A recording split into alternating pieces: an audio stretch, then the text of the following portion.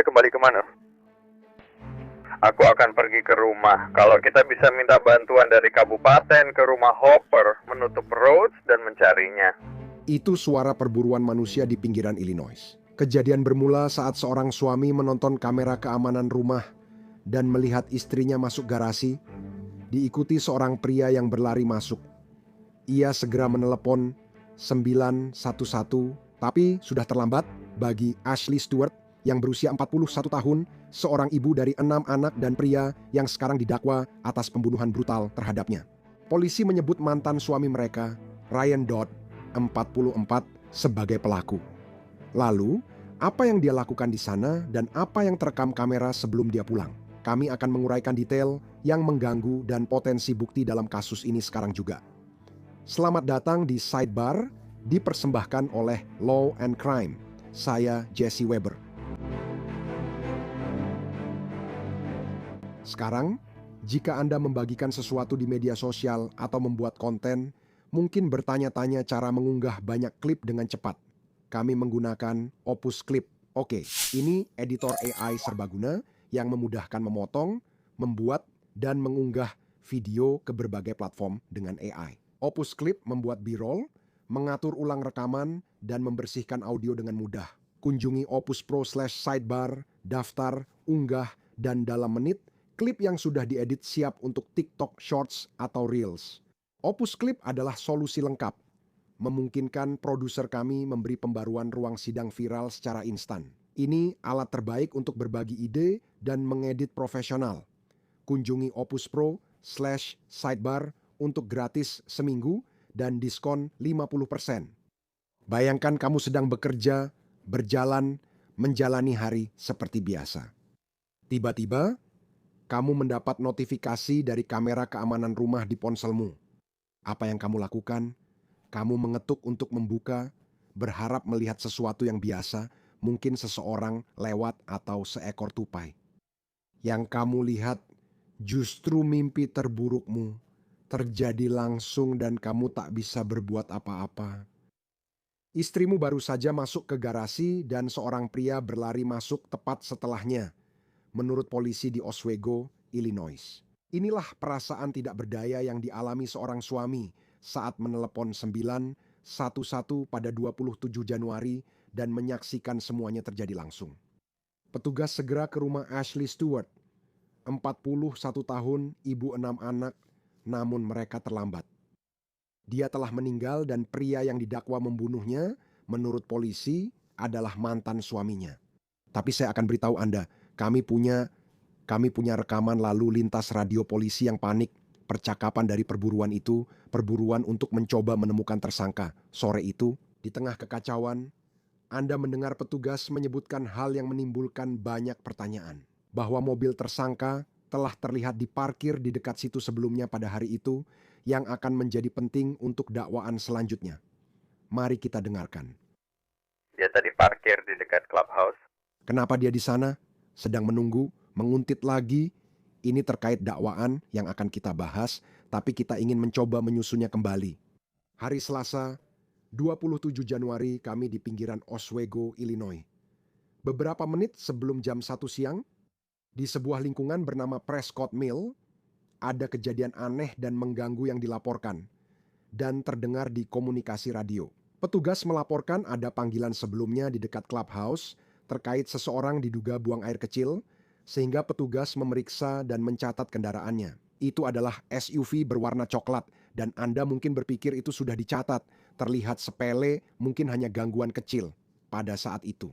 Tidak ada hubungannya, kecuali jika Anda melompat setelah jam 1 siang. Dan menurut siaran pers resmi, suami Ashley Stewart sedang menjalani harinya di suatu tempat. Tidak disebutkan di mana dia berada dan untuk alasan yang belum jelas. Saat ini, dia menyalakan siaran langsung kamera keamanannya, mungkin karena mendapat peringatan gerakan seperti biasanya. Dia memutuskan menyiarkan langsung dari kamera keamanan di rumahnya di Valentine Way. Yang dia lihat tampaknya adalah saat dunianya runtuh. Sekarang, sebelum kita sampai pada momen itu, kamera rumah tersebut sebenarnya sudah merekam sesuatu. Polisi kemudian merilis gambar diam dari siang sebelumnya Dan gambar itu menunjukkan seorang pria mengenakan hoodie gelap dan celana jeans yang mereka duga adalah tersangkanya. Di dekat semak-semak di luar rumah Stewart dan istrinya, Ashley Stewart, baru saja memarkir mobilnya di garasi yang terhubung dengan rumah mereka. Kami membahas apa yang dia lihat. Dia melihat seorang pria berlari cepat masuk ke bingkai lalu ke garasi. Suami Stewart memberitahu polisi bahwa dia mengenali pria ini dan dia yakin itu adalah mantan suami Ashley. Dia langsung menelepon 911. Polisi segera mengirimkan unit dan saat petugas sedang dalam perjalanan, sesuatu yang lain terjadi. Seorang saksi melihat seorang pria melarikan diri ke selatan dengan berjalan kaki, berlari melintasi jalan utama Wolf's Crossing. Orang itu sudah jauh dari clubhouse dan buru-buru menjauh dari Valentine Way. Petugas pertama tiba di rumah keluarga Stewart, masuk dan menemukan Ashley. Stewart tak merespons. Ia dinyatakan meninggal di tempat. Dalam siaran pers resmi 2 hari kemudian, polisi menyatakan temuan awal bahwa mereka yakin Ryan Dodd mengikuti Ashley ke garasi dan membunuhnya dengan pisau. Mereka mendesak warga memeriksa tempat sampah di halaman, karena bisa jadi mereka mencari barang bukti seperti senjata atau pakaian. Kalau kamu dengar komunikasi radio tadi, situasinya jadi kacau. Petugas tampak panik padahal sejak awal mereka punya 2 info penting, kan? Saksi menyebut pria berlari, sementara suami memberi deskripsi SUV coklat yang dikaitkan dengan mantan suaminya. Seperti yang saya sebutkan, mereka memulai perburuan 2 arah dengan mengirim drone dan tim anjing pelacak kepolisian Aurora untuk mencari orang itu. Mereka berjalan kaki melewati halaman belakang dan ladang, sambil mengisi area dengan mobil patroli untuk mencari SUV coklat itu. Saya ingin Anda dengarkan audio ini, terdengar jelas ketegangan saat mereka berusaha mengamankan semuanya. Dia tadi parkir di sini dekat gedung klub, mengawasi dan buang air kecil di tempat saya berdiri sekarang. Memeriksa area. Kami punya petugas di pintu masuk Mall Matahari dan Wolf. Kami sedang memeriksa emblem. Baiklah, aku sudah di ujung. Aku akan tunggu di pintu masuk Harvey jika dia ada di perumahan. Ya, jika kita bisa mencegah jalan keluar itu. Masih go menuju Jalan Valentine, lokasimu aman. Bukan Sego Medik ke Jalan Valentine. Mereka sarankan hanya lewat pintu depan ke rumah. Saya akan ke rumah itu. Hei, jika kita bawa petugas ke rumah Hopper, di sana Shatton Rhodes turun mencarinya. Saya ingin seseorang pergi ke clubhouse dan melihat apakah mereka punya kamera atau apapun untuk orang ini. Apakah kita sudah punya deskripsi lebih lanjut sampai saat ini? Hei teman-teman, aku di taman perumahan itu. Ada deskripsinya, IQ? Apakah itu di Brown 44 David Victor titik surat? 202 traffic when ready. Pabrik di dekat Harvey dan 111.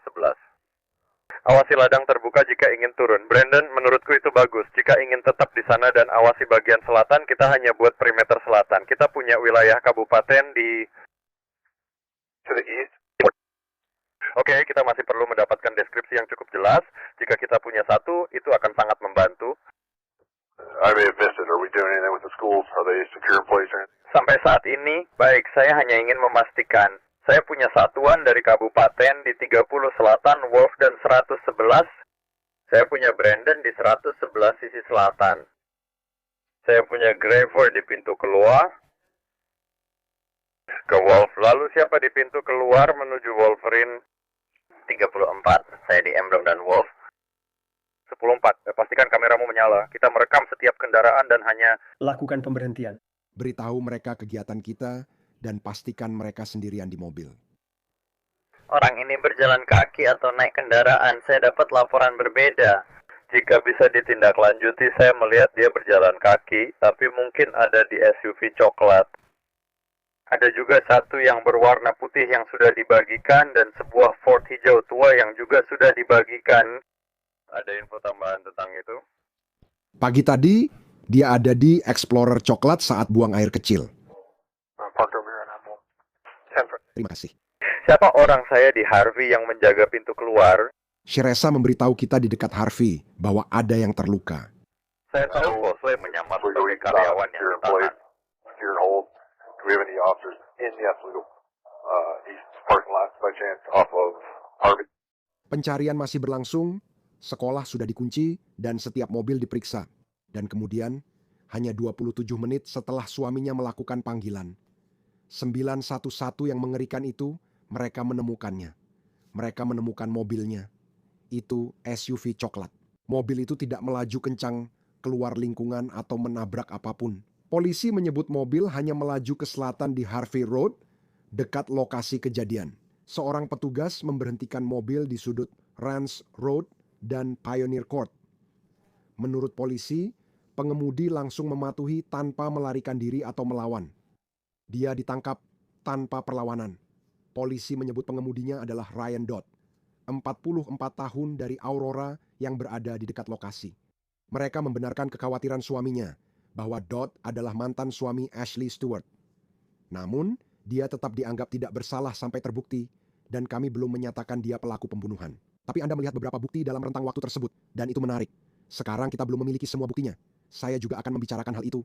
Anda ingat gambar dari polisi yang menunjukkan pria berhoodie gelap bersembunyi di semak dekat rumah Stewart?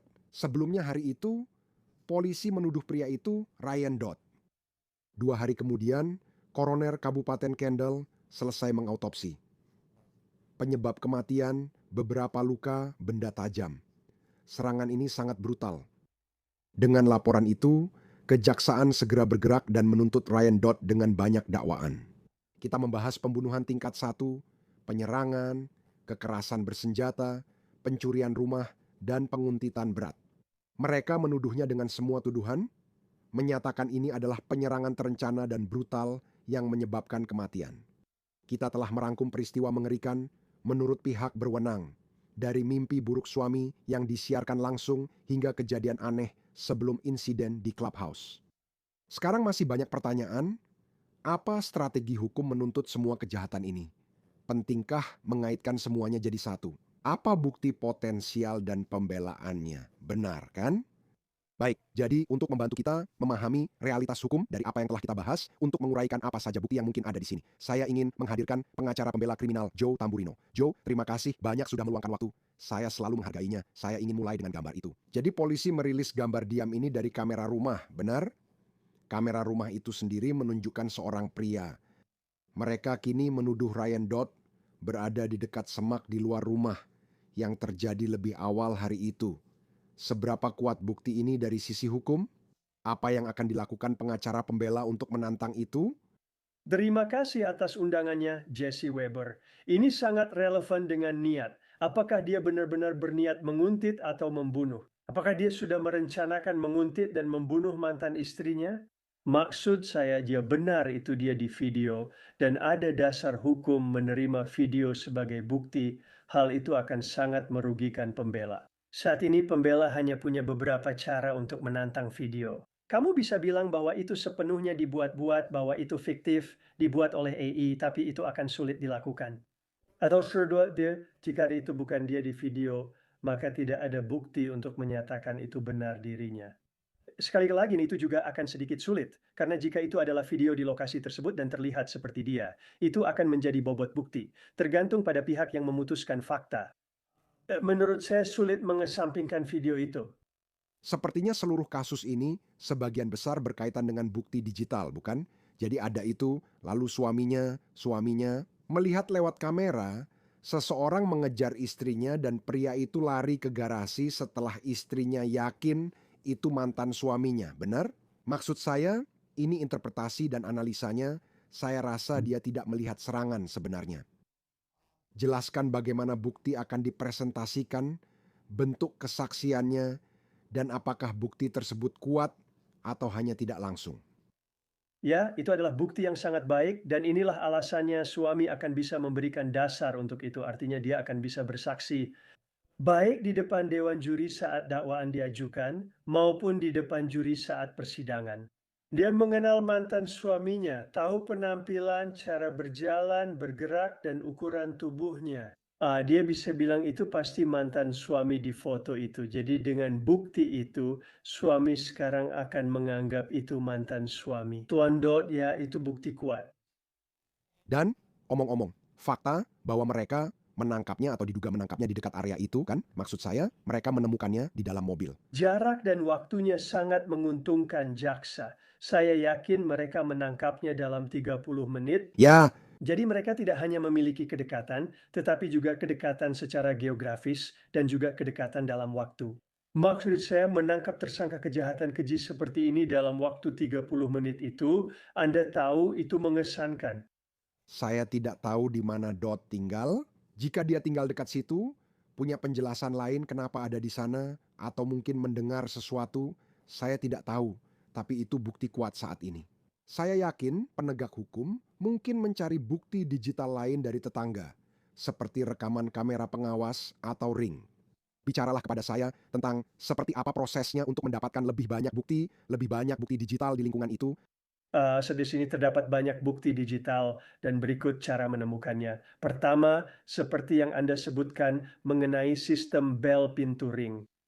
Di banyak lingkungan dari blok ke blok, orang-orang memakai bel pintu ring. Dengan mengumpulkan semua rekaman, Anda bisa tahu siapa yang datang, pergi, berjalan, dan melakukan sesuatu di jalan. Itu yang pertama.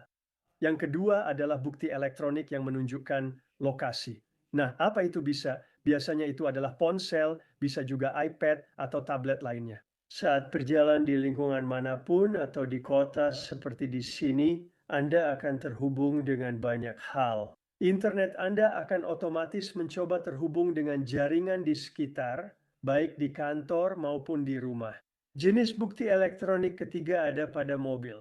Kini banyak mobil memiliki beragam fitur, di mana Anda sebenarnya bisa memantau di mana mobil berada, baik itu untuk alasan keamanan, jika mobil Anda mogok. Dalam 5 hingga 10 tahun terakhir, banyak mobil baru dilengkapi fitur pemantau lokasi seperti perangkat OnStar. Jadi bukti elektronik dan digital akan sangat penting dalam kasus ini. Anda pasti tidak heran kita belum punya banyak info soal bukti darah, DNA, atau ponsel. Memang butuh waktu kan? Itu memang membutuhkan waktu. Karena Anda tahu maksud saya, ketika Anda melihat bukti DNA seperti Anda tahu orang pada umumnya saat ini. Jika seseorang kepada Anda, Jesse ingin melihat jenis DNA apa yang Anda miliki pada diri Anda. Di tangan, pakaian, atau tas kerja Anda, kemungkinan besar ada banyak bukti DNA. Kenapa? Karena Anda telah berjabat tangan dengan seseorang, karena seseorang telah menyentuh pakaian Anda, karena seseorang menggunakan tas kerja Anda, atau memindahkannya, atau hal semacam itu. Ya, mereka harus mencocokkan DNA itu dengan DNA lain yang sudah ada. Saya yakin dalam kasus ini mereka mendapat perintah pengadilan untuk mengambil DNA Tuan Dot. Karena saya mencoba melihat apakah mereka menemukan sesuatu di dalam mobil atau ada hal lain yang bisa menunjukkan bahwa dia benar-benar terkena tumpukan tuduhan ini, bukan? Dia didakwa pembunuhan tingkat 1, penyerangan rumah, kekerasan bersenjata, pembobolan, dan penguntitan berat. Apa strateginya dari sudut pandang penuntutan untuk menumpuk semua tuduhan ini terhadapnya? Maksudnya, kita akan menuntut dia berdasarkan keyakinan dan fakta yang sesuai dengan unsur kejahatan? Atau apakah ada semacam strategi untuk memiliki semua tuduhan yang berbeda ini? Maksud saya, jelas pembunuhan adalah yang paling penting. Benar, keduanya. Pertama, Anda memang ingin menuntut semua kejahatan keji ini. Kenapa? Karena itu sesuai dengan fakta. Dan bukan hanya itu, Anda juga tidak ingin memberi kesempatan kepada pihak pembela untuk berkata, "Hei, mereka hanya menuntut dia dengan pembunuhan. Mereka tidak menuntut dia dengan perampokan atau penyerangan rumah atau apapun tuduhan lainnya." Jadi mungkin ada sesuatu yang salah dengan yang kedua itu. Strateginya, Anda sebagai jaksa akan menunjukkan semua tindakan keji ini kepada juri. Itulah alasan menuntut dia dengan tuduhan tersebut. Juri mungkin tidak memutuskan bersalah untuk semua tuduhan, tapi jika tuduhan cukup banyak, hukumannya berat. Bagaimana menurut Anda dari sudut pandang pembela? Saya tidak melihat ada pengejaran jangka panjang atau hal seperti itu. Dia mengemudi secara tidak beraturan, maksud saya percaya mereka bilang dia mengemudi cukup tenang. Maksud saya, bagaimana Anda menafsirkan dia? Mematuhi petugas? Apakah seorang pembela? Apakah penangkapan itu membantu atau justru merugikan argumen tentang kondisi pikirannya saat dugaan kejahatan terjadi? Menurut Anda, apakah itu sesuatu yang bisa dimanfaatkan oleh pihak pembela? Ya, penangkapan yang dilakukan dengan tenang selalu baik untuk dilakukan, dan saya pikir seringkali itu menguntungkan pihak pembela, dan inilah alasannya jaksa suka menunjukkan apa yang disebut sebagai kesadaran bersalah. Maksudnya adalah apa yang dilakukan terdakwa setelah dugaan kejahatan itu. Tahukah Anda, apakah mereka tertangkap saat mengubur uang hasil perampokan bank? Apakah mereka tertangkap saat mencoba menjual barang curian? Hal-hal seperti itu? Seringkali, jika terdakwa melarikan diri atau menghindari pihak berwenang, itu dianggap sebagai tanda kesadaran bersalah. Anda juga bisa melihat dari sisi lain. Dalam kasus ini, pembela akan bisa menunjukkan hal itu. Dia patuh. Anda tahu dia benar-benar terkejut saat ditangkap atau dituduh melakukan sesuatu seperti ini. Jadi, begitulah cara kerjanya. Aktivitas setelah kejahatan. Menarik kamu bilang begitu, karena kita sudah tahu penyebab kematian sekarang. Polisi meminta warga memeriksa tempat sampah dan halaman setelah ditemukan luka tusuk tajam, kemungkinan akibat pisau. Diduga ada bagian teka-teki yang hilang.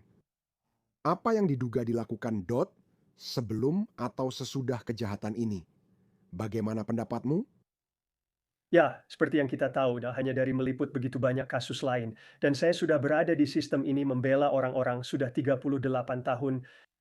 Seringkali seorang tersangka akan menyingkirkan atau membuang barang bukti. Jadi yang mereka coba cari tahu di sini jelas adalah apakah tersangka Anda tahu Tuan Dodd punya pisau lalu membuangnya di suatu tempat? Apakah dia Anda tahu membuangnya ke selokan? Apakah dia membuangnya ke halaman seseorang? Apakah dia menaruhnya di tempat sampah orang lain? Saya yakin pihak berwenang tak hanya menyisir lingkungan untuk mencari apakah pisaunya ada di tanah atau halaman orang. Mereka berbicara dengan tetangga dan saya yakin akan bicara juga dengan petugas sampah. Ya, karena Anda tidak tahu apakah mungkin Anda tahu itu dibuang ke tempat sampah dan ternyata tidak. Itu terasa mustahil. Bagaimana menemukannya jika sudah dibuang ke tempat sampah? Ya, itu tergantung. Karena jika tiba-tiba ada truk tertentu yang melayani lingkungan ini, dan truk itu pergi ke tempat pembuangan sampah tertentu dan membuangnya di area tertentu, tentu Anda bisa mencoba mencarinya. Maksud saya, Anda benar. Jika tidak ada catatan tentang di mana, truk mana yang mengambil dari lingkungan mana, dan di mana tepatnya mereka meletakkannya di tempat pembuangan sampah. Dan semua itu supaya mencari jarum di tumpukan jerami, tapi seringkali Anda bisa melakukannya. Maksud saya, tempat pembuangan sampah memang sulit untuk menemukan bukti, itu benar, tapi kadang-kadang itu bisa dilakukan. Ngomong-ngomong, hanya pertanyaan hukum. Saya tadi berpikir, apakah Anda memerlukan surat perintah untuk menggeledah tempat pembuangan sampah?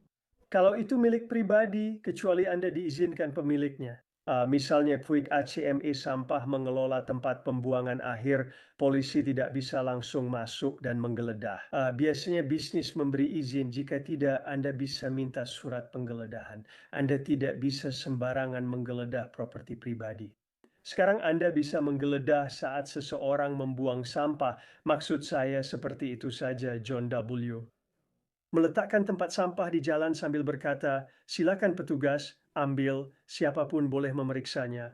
Ini sama saja seperti Anda tahu ketika Anda melihat di tabloid yang mengatakan, nah, artis ini melakukan X, Y, dan Z. Kenapa? Karena mungkin ada seseorang yang telah menggeledah sampahnya dan menemukan itu. Ada bukti dia sebelumnya di klub malam atau pergi ke tempat lain. Jika Anda membuang barang di sudut jalan, orang bisa mencarinya. Namun, jika diambil perusahaan swasta dan dibawa ke tempat pembuangan swasta, Anda harus minta izin masuk lokasi. Selain itu, dia juga didakwa penguntitan yang diperberat. Selain rekaman kamera rumah atau gambar dari kamera rumah, bukti digital atau fisik, apalagi yang Anda butuhkan untuk membangun tuduhan khusus itu. Ada pesan teks atau data Global Positioning System. Berapa lama seseorang biasanya menguntit? Bisa jelaskan itu ke saya? Ya, menguntit biasanya dan saya tidak tahu hukum di Illinois. Menguntit biasanya hanya butuh satu tindakan, misal mengikuti seseorang menyeberang jalan atau ke lingkungan sebelah. Menurut saya membuktikannya akan sulit. Biasanya menguntit membutuhkan beberapa jenis tindakan nyata, tapi seringkali mudah untuk dibuktikan karena kamu tadi menyebutkan tentang bukti digital. Seringkali seseorang berkata, saya rasa mantan suami atau pacar saya sedang menguntit saya, tahu? Mereka akan memberitahu teman, mereka akan mengirim pesan ke teman, mereka akan berkata, aku baru saja melihat dia di supermarket, aku melihat dia lagi di tempat kerjaku. Korban akan memberitahu teman dan keluarga lewat pesan teks atau email tentang apa yang terjadi. Anda juga bisa menunjukkan ini berkat ponsel. Jika ada bukti bahwa orang ini mungkin telah pergi ke lingkungan rumahnya 7 kali dalam 2 bulan terakhir. Dulu Anda bisa mencoba melihat apakah ketika Anda mendapatkan ponsel tersangka, dia terhubung ke internet siapapun. Apa langkah selanjutnya yang harus segera dilakukan sekarang? Jadi, misalnya, jika Anda adalah seorang pengacara pembela yang mewakili dia, apa yang akan langsung Anda tuntut dari jaksa? Pertama, apa tahap selanjutnya dari ini? Semua proses penemuan bukti. Saat ini dia ditahan dan tidak ada hakim yang akan membebaskannya. Selanjutnya adalah tahap penemuan bukti. Jadi itu berarti jaksa harus memberikan kepada pihak pembela semua yang mereka miliki yang akan digunakan sebagai bukti, termasuk apapun yang bisa meringankan, artinya bisa membantu pihak pembela. Dan setelah itu kamu akan menyusun permohonan ke pengadilan. Permohonan seperti apa itu? Sebagian besar waktu itu adalah permohonan untuk menolak beberapa bukti tertentu.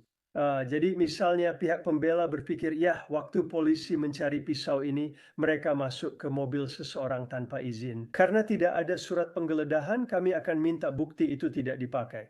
Mungkin juga ada hal lain. Ini akan memakan banyak waktu karena tidak hanya butuh waktu untuk mendapatkan semua bukti dari negara, tapi juga butuh waktu untuk membuat permohonan-permohonan itu. Agar kedua belah pihak bisa mengajukan argumen atau membahasnya, dan agar hakim bisa membuat keputusan. Itu poin bagus, kembali ke sisi manusia, kehilangan yang dialami keluarga ini dan dirasakan dunia. Tahu kan? Salah satu teman Ashley, Robin Ross, berbicara dengan ABC 7 Chicago minggu lalu dan mengatakan bahwa Ashley adalah, kutip, cahaya penerang. GoFundMe dibuat untuk membantu keluarga Ashley, menyebut kepergiannya meninggalkan kekosongan besar bagi orang-orang yang mencintainya. Kami akan menampilkan halaman GoFundMe itu lagi. Joe Tamburino, terima kasih atas waktunya, saya sangat menghargai. Sir, terima kasih. Dan itu saja yang bisa kami sampaikan untuk Anda saat ini di Sidebar. Semua terima kasih banyak sudah bergabung bersama kami. Dan seperti biasa, silakan berlangganan di YouTube, Apple Podcast, Spotify, atau dimanapun Anda mendapatkan podcast Anda. Kami juga ada di Peacock, milik National Broadcasting Company, dan punya episode Sidebar di sana. Silakan cek. Ikuti saya di X, Instagram, dan acara News Nation. Jesse Weber, tayang langsung Senin sampai Jumat pukul 11 malam waktu bagian timur. Sampai jumpa di lain waktu semuanya.